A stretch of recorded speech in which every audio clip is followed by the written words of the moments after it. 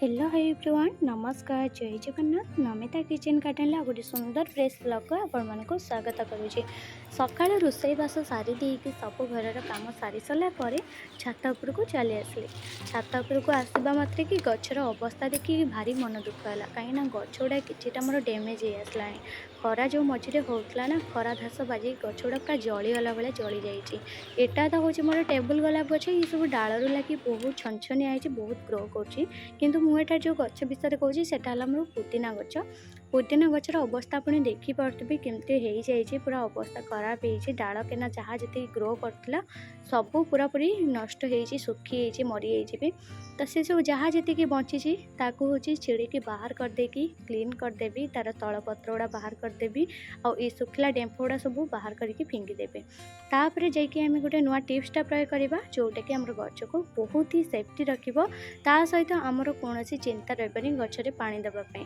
तो एठारे गोटे बोतल नवा बोतल द्वारा ही आम से यूजफुल टिप्सटा प्रयोग करिपरिबा। प्रथमे तो आम एठारे जो गछपाई आम एठारे प्रयोग करिबा टिप्सटा से बोतल आपण पोट साइज ही नेबे। पोट जदि आपनकर छोट अछि ताले छोट बोतल नेबे, जदि आपनकर पोट टिके बड़ अछि ताले बड़ साइज रो बोतल नेबे। जेमति का थम्स अप हो किंबा कोनोसी स्प्राइट बोतल नै परिबे। मो एठारे बहुत छोट पोट नेछि जेहेतु सेति छोट पानी बोतल भी नेछि। तो एठारे छोट पानी बोतल ठिपी को जमा भी फिंगिबेनी। ठिपीटा ही हमर बहुत ही यूजफुल हम और ठिपी द्वारा कौन करेंगे सेटा भी आपण मानकु आगु को बतैबी। तो प्रथमे तार पछ साइडटा काटिदेबा। बोतल पछ साइडटा काटी सारा पर आपण मानकु बतैबी किपरि कौन करेंगे। तो एबे आम ठिपीटा लगेदेबा जोटा बाहरी गला ना सेटा लगेदेबा। तापर माटी एठारे मु रेडी कर देइछि।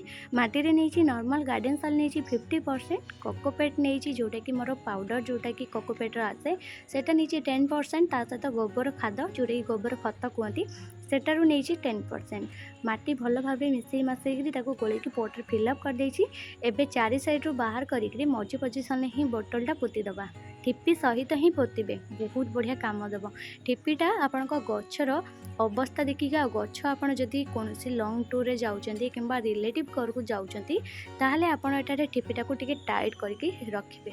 टाइट करी रखले कौन हम ना पानीटा आपंकर धीरे धीरे पहुँचब धीरे तेमती ठोपे ठोपे बाहर आ माटी जिते ड्राए हम से पानीटा धीरे धीरे बाहर पोट को पहुँचब और रूट को भी डेभलप कर साहाय्य कर।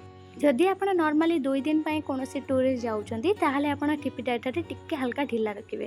ठिपीटा ढिला रखिले आप 2-3 दिन जाए निहाती भाव में पानीटा स्टोर हो सहित रूट को भी धीरे धीरे से पानीटा पहुँचाइबार साहाय्य कर। एठारे हूँ मोर बोतल पोतीदेली पोती सारापर माटी भल भाव में टाइट करदेली कर सारापर एवं सब जी डाल बाहर ताको सब पोती पाती देली। डाल गुड़ाक देखो साइड साइड करके पोती देली। पोती सारापर एवं कंची काठी देदेवी। आपड़ एठारे कणी दे पारे ना जदि बड़ गछ कौन लगे साइड हो साइड लगे पारे ना बोतल जदि आप कौन गछ आप मजा मझे लगे देते पोट मजा मझे ताले आप साइड करके बोतलटा पोती दे पारे। स्पेस जो सीधारे रहा सीधारे बोतल पोती पारे। बहुत ये यूजफुल आप गोटे बोतल द्वारा आप गछ को बहुत किसी पहुँचे पारे।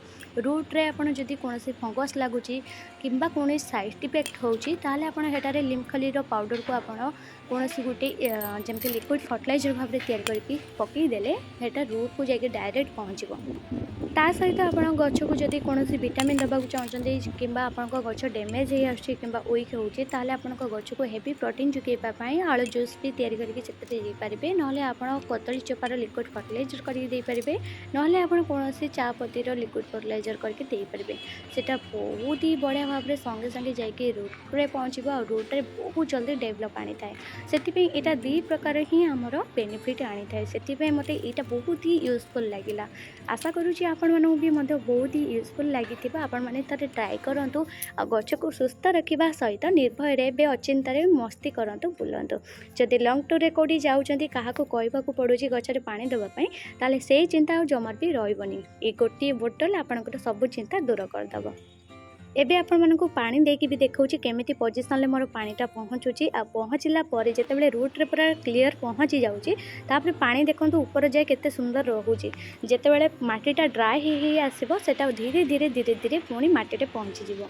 आजिर ब्लॉगटी एठी रखिली पुणी देखाबो नेक्स्ट ब्लॉग रे। रही बाय बाय।